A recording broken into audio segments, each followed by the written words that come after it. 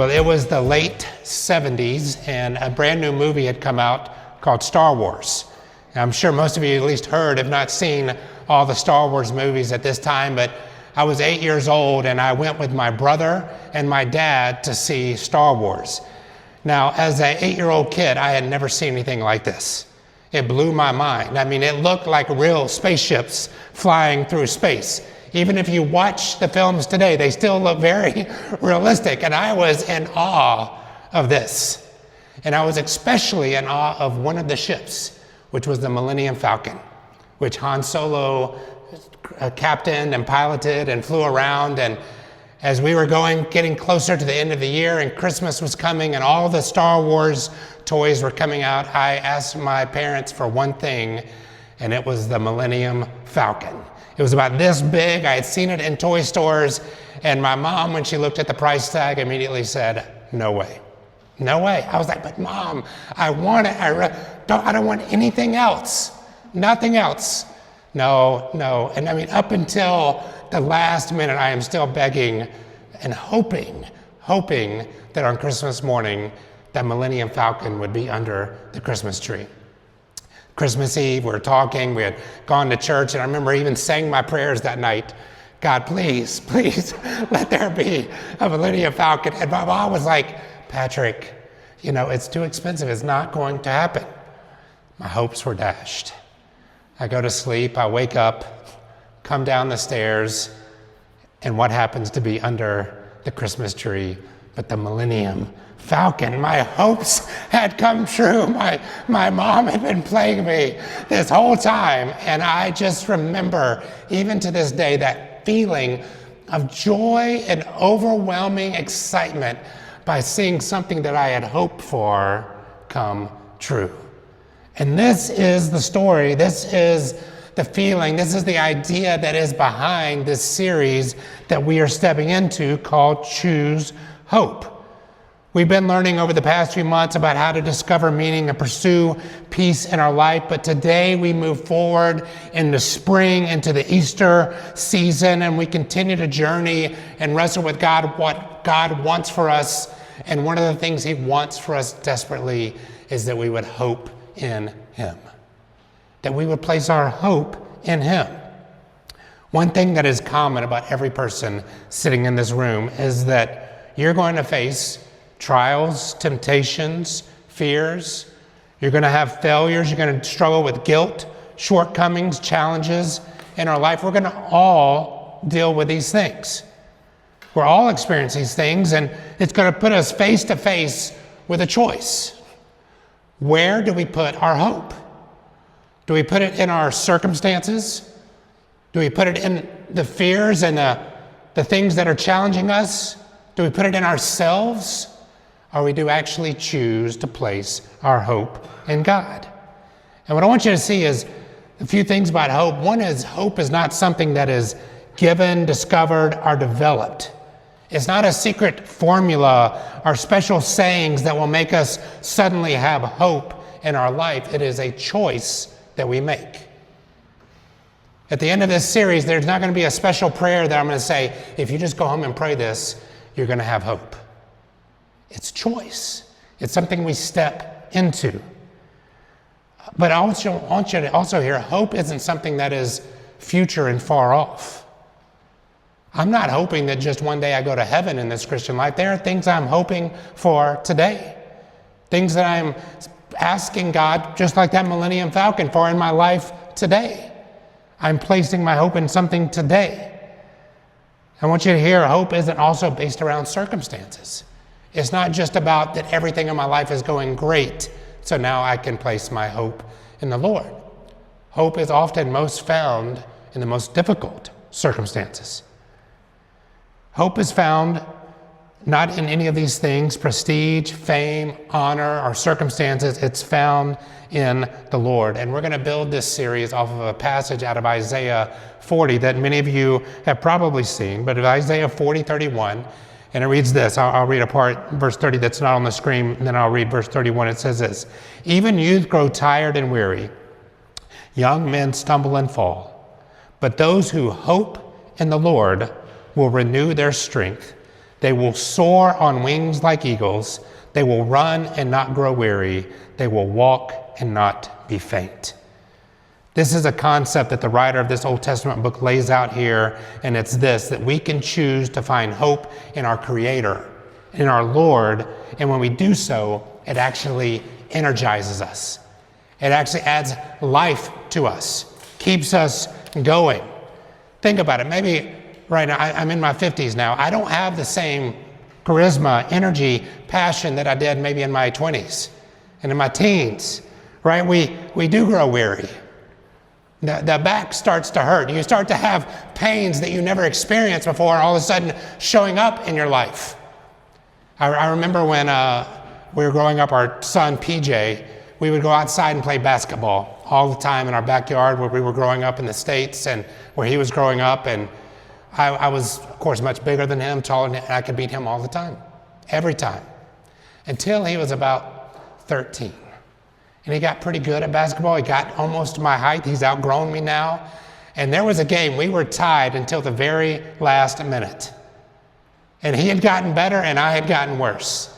And at the very last, I scored the winning basket to crown myself again the winner. That moment I decided, I'm never playing my son in basketball again. I'm not going to let him beat me. I'm going to retire undefeated because my body is not what it used to be. I grow faint quicker. I grow weary quicker. We aren't perfect. We never will be. And the pressure we put on ourselves to try to be perfect, we can experience some hope, can be debilitating, more so than it is empowering. But this passage tells us that when we place our hope in the Lord, it renews our strength. It renews our strength. So then how do we choose hope? Because I could just say, okay, I want hope. I'll take it, right? If we had a survey tonight that said who wants hope in their life, I think we'd all raise our hands. But it's not always true that we live with hope at the forefront of our lives. Sometimes circumstances come in and we feel hopeless, we feel helpless, we feel desperate. We're not looking to God and seeing God renewing us, and we're like, what's happening? And the way we choose hope is based on one simple element that's found all throughout Scripture, and it's to choose out of faith. Out of faith. Faith is what? Believing that God will do what He says. It's actually choosing to step into the promises of God. And that's what the definition of hope is that we're going to see here. How do we define hope? It is this. It is the confident expectancy that God will bring good out of every circumstance because He is faithful, powerful, and always true to His promises. Listen to that again. It is the confident expectancy that God will bring good out of every circumstance because He is faithful, powerful, and always true to His promises. You see what it doesn't say? It doesn't say that He will always bring good circumstances. It doesn't say He will always bring good outcomes to every trial in your life. But it says He can bring good and glory for God out of every and any circumstance because of His power, His faithfulness, and His promises. This isn't the idea that everything will always be good or bad things won't happen. It's that God's promises tell us that He won't leave them that way. He can and He will bring good out of every circumstances, and His promises tell us that. Which then would make me want to ask this question. What are the hopeful promises of God? If His promises are what help us have hope, what are these promises? And this is what we're going to be looking at over the next few weeks, is these beautiful promises of God that allow us to experience hope. And it's usually a choice. As we mentioned earlier, it's choosing hope. So we're going to have to choose hope over something else. And tonight we're going to look at this first promise found in James chapter 4, verse 6. And it simply says this. God says, God opposes the proud, but gives grace to the humble. That's a promise. God opposes the proud, but He will give grace to the humble. And tonight we're going to look at 3 stories from the Scripture of when somebody chose pride over God. When they chose to live out of certain kinds of pride that we all struggle with. And I chose to start with pride because I'm going to tell you, it is, I think, the choice that we make most of all over hope. Because what is pride? It's trusting yourself more than God. And I'm going to be honest, I do that way too often still. I look at my own life, I look at my own wisdom, I look at my own strength, I look at my own social standing, and I think, I got this one, God. I got this one. My hope is in me, not in God. When I'm at my worst, when things are out of my control, yes, I can reach out to God then, but what about when things are good? What about when I'm strong? What about when things are going well? Do I reach for his hope then? So these three stories are going to illustrate somebody who chose pride over God, and we're going to see what happened. The first story is somebody who chose pride over the pride of personal wisdom over the love of God. Think back to the beginning of the Bible when Adam and Eve were told not to eat of the tree of knowledge of good and evil. It wasn't that the other choices were bad, right? That this was the only good tree. There were plenty of other choices. The driving force behind their choice was the idea that they could be equal with God. They could become like God, similar to God. It was a pride and a desire to gain more wisdom and trust in their own wisdom than in the wisdom of God. Let me tell you the story. You've heard it before, but let me retell it to you out of Genesis 3. It says, in the heart of Eden, there was a breeze that felt like a blessing, and every creature lived without fear. Adam and Eve walked with an innocence that made the world feel weightless. They lacked nothing. Yet pride has a way of whispering even into the most perfect places. Near the center of the garden stood a tree unlike any other. It was similar, but yet different. God had told them not to eat from it, not because he wished to withhold good things, but because some knowledge carried a weight that they were not meant to bear. Still, the tree stood there, a quiet reminder that trust is a choice. The serpent watched Eve with patient curiosity, and it knew the human heart well enough to sense that the faintest tremor of desire was, the subtle wondering of why a boundary even existed. The serpent approached her with a voice smooth and polished as stone, and it said, "Is it really true that you can't eat of this tree?" he asked. Eve explained the command from God, but the serpent pressed further, its words aimed not at her hunger, but at her pride. He said, "You won't die. God knows that if you eat this fruit, you'll become like him. Your eyes will be open. You'll rise higher than ever before." That was the spark. Eve looked at the fruit again, not just as something beautiful, but as something that could elevate her. The idea of being like God stirred a longing that she had not known before. Pride often disguises itself as aspirations, and in that moment it felt noble and even justified to take the fruit. She reached out. She ate. She handed the fruit to Adam, and he joined her. And the world did not collapse around them in that instant. Instead, something inside of them shifted. Their eyes opened, not to glory, but what they saw was their own smallness, their vulnerability, their nakedness. Pride had promised elevation, and instead it delivered exposure. They ran, they hid, because pride, once exposed, turns quickly into fear. When God walked through the garden, his voice carried sorrow more than anger, and he asked, "Where are you?" Adam stepped forward, but even then pride clung to him. He blamed Eve, and then Eve blamed the serpent. No one can simply say, "I chose this." The consequences that followed were not arbitrary punishments, but the natural outflow of a world where pride had taken root and man elevated himself to the status of God. Harmony was fractured, innocence disappeared, work became toil, pain became part of life.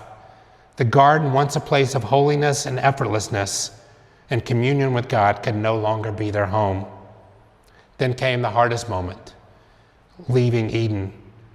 Not as a banishment born out of the rage of God, but as a boundary born of compassion. They could not stay in paradise where the holiness of God was the bedrock of every detail of that garden. Staying in the garden would fill them with constant regret, pain, and despair for the choice that they had made to fracture their relationship with their Creator over a desire to be like Him instead of just with Him. So Adam and Eve stepped into the world beyond the garden, not alone, for God did not abandon them, but now aware of their fragile line between aspiration and arrogance. And pride, once a whisper, now became a burden humanity would carry for all generations. A choice. Simple fruit. But it was much more than a fruit, right? It was a choice to trust their own wisdom and knowledge more than the knowledge of God. This is ultimately a story about embracing our own personal wisdom over God's wisdom. God didn't make the rules in the garden to test or to trick Adam and Eve. Instead, He gave them a daily choice to trust Him, trust His words, trust His wisdom over their very own. And He does the same for us. Why doesn't He just cause me not to sin, not to trust in my own wisdom more than His? Because He gives us a choice to choose Him daily, moment by moment. And in choosing Him, we choose hope. But what happens when we choose our own wisdom? It actually brings some things into our life. And you'll see these on the screen. When we embrace pride in our own personal wisdom, it will make my life lacking. You saw what the first thing they noticed? They had no clothes on. They realized what they were lacking in a life versus what they had in God. When I trust my own wisdom, it'll lead me to a place of lacking. But it'll also lead me to make your life painful. The promise there was for Eve to have pain in childbirth. Things were going to become hard, difficult was the other way that it will make your life. It says work becomes hard, the toil of your hands. When we embrace our own wisdom, our life will be lacking, painful, and difficult. If we choose our wisdom. The key thought is this: pride will cost you more than paradise. It will cost you God's plan for your life. It will cost you God's plan. It wasn't that they just kicked them out of the garden. The whole plan of God having community with them was banished, was gone in that moment. Pride and personal wisdom will cost you more than paradise. It'll cost you God's plan. Pride, to choose pride in our personal wisdom is one mistake, but there's another mistake as well, and it's pride in our own personal strength. Samson was a child, a miracle, a Nazarite chosen by birth and given strength by God to bring salvation to the nation of Israel. But he chose to have his faith in his own strength. Listen to the story of Samson. This is found in Judges. Long ago, when Israel groaned under the weight of Philistine rule, there was a whisper of hope stirred in the hill country of Zorah. An angel had visited a barren woman and told her that she would bear a son who was to be set apart at birth, a Nazarite, someone to be known as a deliverer. His hair should never be cut, and God Himself would be the source of his power. And so Samson was born, and from the moment he could walk, people sensed something different about him. As he grew, that difference became impossible to ignore. His arms were like braided rope. His stride shook the ground as he walked. His eyes burned with a relentless fire. Everybody knew Samson was strong. But Samson knew it too. And that made all the difference. For he started to look at his own strength as his identity, instead of to God as his creator for his source of strength. One day as a young man, Samson walked through the vineyards of Timnah, and a lion leapt from the bush, roaring, claws flashing. Any other man would have fled, but Samson didn't even flinch. With a shout, he seized the beast, tore it apart as easily as one might split a loaf of bread, and the victory thrilled him. He told no one, not because he was humble, but because the secret made him feel powerful, special, untouchable. The lion's carcass became the first seed of pride planted deep in his heart. As Samson grew older, he treated his strength like a game, When the Philistines angered him, he tied torches to tails of foxes and sent them racing through their fields, laughing as the flames devoured their harvest. When they tried to capture him, he would snap the ropes like threads and struck down 1,000 men with nothing but a donkey's jawbone. The ground would be littered with enemies, and Samson stood in the center of it all, chest heaving, convinced he was invincible. He didn't pray. He didn't ask for guidance. He didn't wonder why he was strong. He simply believed he was strength. Then came Delilah. Her voice was soft, her touch gentle, and Samson, who feared no army, was undone by her smile. The Philistine rulers saw their chance and bribed her to uncover the secret of his power. She asked him outright, and Samson laughed, and he lied to her and let her bind him and let her test him. And each time this happened, she betrayed him, and he broke free effortlessly. It became a game to him, a dangerous one, but pride told him that he could never lose because of his strength. So when he finally revealed the full truth to Delilah, that his strength was tied to his Nazarene vow to never cut his hair, he didn't believe anything would come of it. He fell asleep one night in her lap, confident as ever. But when he awoke to Philistines surrounding him, he rose with the same old swagger. I'll shake myself free, he thought. But he didn't realize the truth until it was too late. His strength was gone, and the Lord had departed from him. The Philistines seized him, gouged out his eyes, bound him in bronze chains, and sent him to the grinding of grain like a beast of burden. The man who once stood above all others now lived in darkness, humbled and broken. His pride had carried him to the edge and then abandoned him there.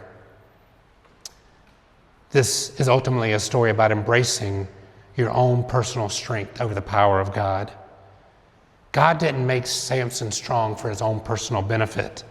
He gave Samson strength to be a deliverer, to be a hope for other people. Yet more often than not, Samson used his strength for personal gain and advancement and for bringing pain into other people's lives. He was the strongest and believed that nothing could compare to him. He had forgotten the source of his strength, which was the power of God. The same can be true in our lives, right? We may not be blessed with the supernatural strength of Samson, but we have personal strengths and things that we are good at. Things that we can use to bring others good, bring God glory, and even power over ourselves. Maybe it's your intelligence, your wit, your charisma, your ability to persuade or influence others. We must be careful not to allow all of our strengths to be the source of pride in our life. But remember that God is the source of these strengths, and we benefit most from them when we operate under His authority.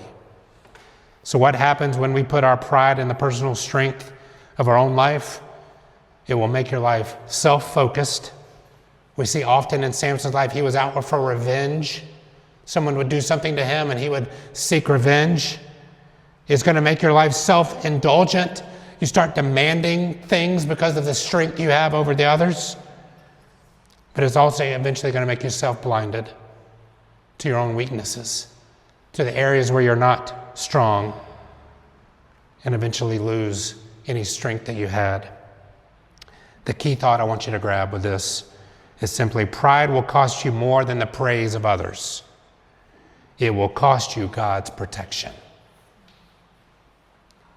Samson just didn't lose the praise of all the men, the greatest warrior of all. In that embracing of pride, he lost God's protection. It's a horrible place to live. Where does Samson, grinding away at a millstone, unable to see, weak, abandoned, broken? That's where pride in his own strength left him. There's another story, and this is in the pride of where you stand with others, in your personal standing, your personal importance. And this story begins in the upper room at the Last Supper, when Jesus was telling the disciples There was going to be a betrayal. Things were going to go horribly that night, and yet one among them stood up with bold confidence and set himself apart and says, "No, not me." Listen to this story out of the Gospels. The room was warm with lamplight, and the Passover meal spread before Jesus and his disciples. They had followed him for years, but tonight felt different. It felt heavy, charged, as though the air itself knew something was coming to an end this night. Jesus spoke of betrayal, of the scattering of disciples, and of a coming darkness none of them wanted to imagine. The disciples shifted uneasily, but one, Peter, stood straighter.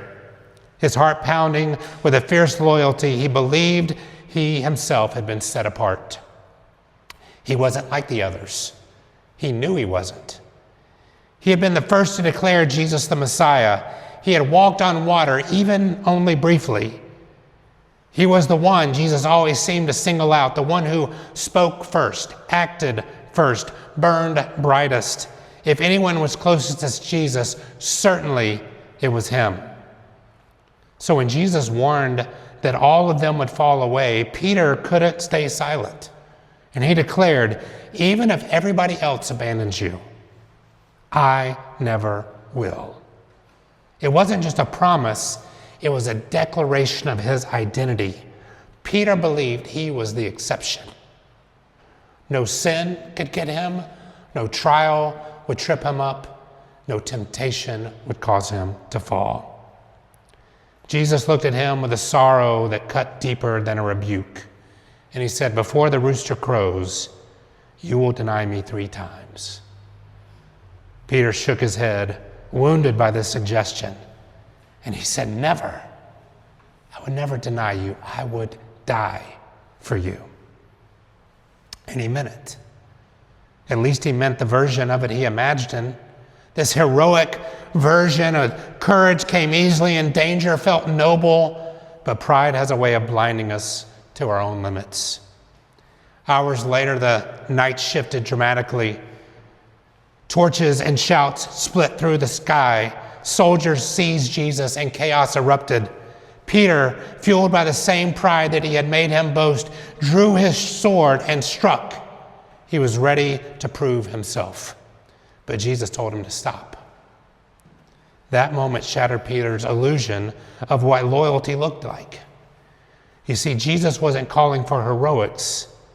He was surrendering, and he was asking his disciples to do the same, to live a life of surrender. And suddenly Peter's confidence drained away. As they dragged Jesus away, Peter followed at a distance, close enough to see, but far enough to feel safe. The others had scattered, but Peter still believed he was different. He would stay near, even if only in the shadows. In the courtyard outside the high priest house, he was warming himself by a fire. There was a glow on his face, and someone recognized him and said, "You are with him." Peter's heart struck a beat. The danger was real now, not imagined. He could be arrested if he admitted this. His pride, once so loud, shrank into fear. "I don't know what you're talking about," he whispered. A second accusation came, and then a third, and each time Peter denied knowing Jesus with increasing desperation. The words tumbled out, frantic, instinctive. And at the end of the third denial, the rooster crowed. Jesus, being led across the courtyard, turned and met Peter's eyes. And it wasn't eyes filled with anger, it was filled with grief. Grief for him, not at him. For that was what broke him. In that moment, Peter saw himself clearly for the first time. Not the bold disciple, not the favored one, not the exception. Just a man, fragile, fearful, and more desperate of grace than he had ever admitted. He fled into the night, weeping not only because he had denied Jesus, but because the pride he had built his identity on had crumbled to dust. This is a story we can probably all relate to. We can spend our lives trying to impress God, trying to do things for him, And we do these things to show how committed we are, how much we love him, to show him just how different I am than anyone else. I'm willing to do more and sacrifice more. And we're actually serving out of pride to create our own standing before God. I want you to hear this. Jesus never demanded service. Instead, he asked for surrender. A surrender to follow him, to be with him, to not try and build your life around your own works, but to try to build, not try to build your own kingdom, but instead to join his kingdom. Here's what happens when we put pride in our own personal standing over God. We make your life becomes overcertain. You think you're more capable than you are. We start to have clouded judgment like Peter did. I'll die for you. I'll do anything. Everybody else will go away, but I will not fail. We start to cloud our judgment, and eventually it'll cause you to crumble under pressure. When it becomes reality, when it becomes you by yourself in those moments of temptation and trial, if you're building your life on your own standing and not God's grace, you will crumble. The key thought is this: pride will cost you more than your position. It will cost you God's power in your life. You think you have built everything on your power, and when it crumbles, it's not that your position just goes away, but so does the power. I've been in ministry long enough to see men that I had high respect and value for and saw great works of their ministry fail. They became isolated. They fell into sin. They thought, this would never happen to me. I'm too important. God's using me too much. My voice means too much. I'm the exception to the rule. And yet they failed in those moments of temptation because they had rooted their life in their own personal standing, not in the grace of God. So this brings us back to this promise of God, right from James. God will oppose the proud, but give grace to the humble. In each of these stories, we see each prideful life, we have a head-on collision with God and be shattered. God's opposition to pride is certain and unbreakable. The truth that plays out in our lives as well. When we choose pride, it will shatter with the same certainty of hurling a glass jar at a concrete wall, just like each one of these. But why? Because God doesn't do this to prove himself. He does this to point us in a better direction. Trust in yourself only has one destination: brokenness, defeat, death. And God does not want us to go that way. And that is why he opposes pride in our life. That's why he will put a wall up and say, no farther. Hit it and push back. When pride takes over, God will oppose it. That's a promise. And he will bring us to a point back to turn us towards submission, to turn us towards surrender, to his grace, and his grace to the humble. That is also his promise. And we actually see that in the rest of these stories. The beautiful part about each of these stories is they don't end at the low point. Instead, as each one of them gave up their pride and embraced humility toward God and Christ and looked at him for their hope instead of themselves, they found his grace ready, willing, and able to redeem and re-energize their life. The good news of hope for Adam and Eve: when Adam and Eve stepped beyond the gates of Eden, they were humbled and trembling beneath the weight of their failure. The world felt vast and unfamiliar, yet not entirely forsaken. While the soil resisted them and thorns tore at their hands and sorrow became a companion they had never known, but in that hardship, something new began to grow. God did not abandon them to the cold. Instead, he fashioned garments of animal skin and of his own hands and wrapped them in them for warmth and protection, something that they could never have made themselves. That simple, tender act became a quiet promise that grace would follow them even outside of paradise. And then in the rhythm of planting and harvesting and the birth of their children, and in moments when the memory of Eden ached within them, they discovered that though they had lost the garden, they had not lost God. Step by step, promise by promise, redemption began to take root in the very soil that they tilled, and eventually in the seed of their offspring that would bring the hope of the world, Jesus. It says here, God's grace will not leave us in shame. He has a new plan for us. Even when we are at our lowest, he has a new plan for us.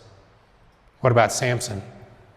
Samson stood in the darkness of his blindness, grinding grain like an animal. The mighty warrior finally understood how fragile he truly was, how deeply he had taken God's gift for granted.